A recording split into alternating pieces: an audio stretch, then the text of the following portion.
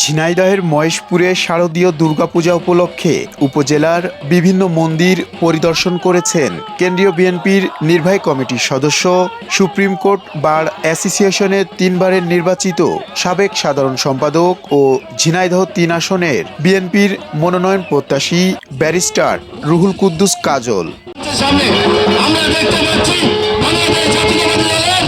মঙ্গলবার সকাল থেকে গভীর রাত পর্যন্ত তিনি মহেশপুর উপজেলার একাধিক পূজা মণ্ডপ ঘুরে দেখেন এবং পূজার আয়োজনকারীদের হাতে শুভেচ্ছা উপহার তুলে দেন। পরিদর্শনকালে ব্যারিস্টার রুহুল কুদ্দুস কাজল বলেন, দুর্গাপূজা শুধু হিন্দু ধর্মাবলম্বীদের নয়, এটি সার্বজনীন উৎসব। সাম্প্রদায়িক সম্প্রীতি বজায় রেখে সবাইকে নিয়ে এই উৎসব উদযাপন করতে হবে বলেও জানান তিনি।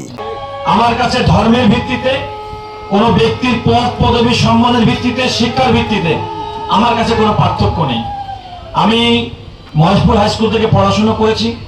পরবর্তীতে আমার পড়াশোনার কারণে বিদেশে চাকরি, বিদেশে লেখাপড়ার কারণে আমি দীর্ঘদিন পর্যন্ত এলাকার সঙ্গে সেভাবে সংযোগ আমার ছিল না।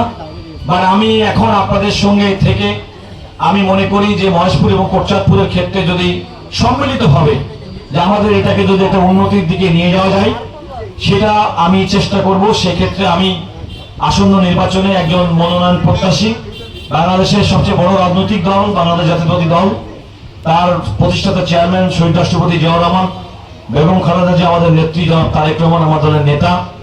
আপনারা জানেন যে তিনি কিন্তু বারবার বলেন যে বাংলাদেশে কোন রকম সংখ্যালঘু সংখ্যাগুরু এই দিয়ে আমাদের কোনো বিভেদ হবে না, আমরা সবাই বাংলাদেশ।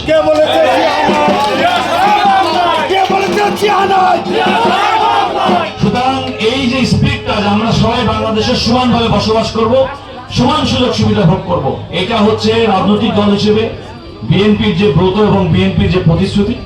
আমি মনে করি যে সেটা আগামী দিনে অব্যাহত থাকবে। আমি আপনাদের আশীর্বাদ চাই, আপনারা সুন্দর করে পূজা করুন। আপনাদের কোনো রকম অসুবিধা হলে আমাদেরকে যদি বলেন, এখানে স্থানীয় যারা বিএনপি নেতৃবৃন্দ তারাও কিন্তু অত্যন্ত দায়িত্বশীল, তাদেরকে যদি বলেন তারাও নিশ্চয়ই আপনাদের ক্ষেত্রে সহযোগিতা করবেন। মহেশপুরের বিভিন্ন মন্দিরের পুরোহিত ও পূজারী, সনাতন ধর্মাবলম্বী স্থানীয়রা এই সময় ব্যারিস্টার কাজলের আগমনকে স্বাগত জানান।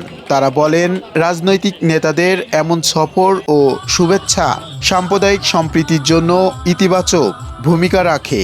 এবছর মহেশপুরের 42টি পূজা মণ্ডপে শারদীয় দুর্গাপূজা অনুষ্ঠিত হচ্ছে। এমআর রাসেল, কাগজ টিভি।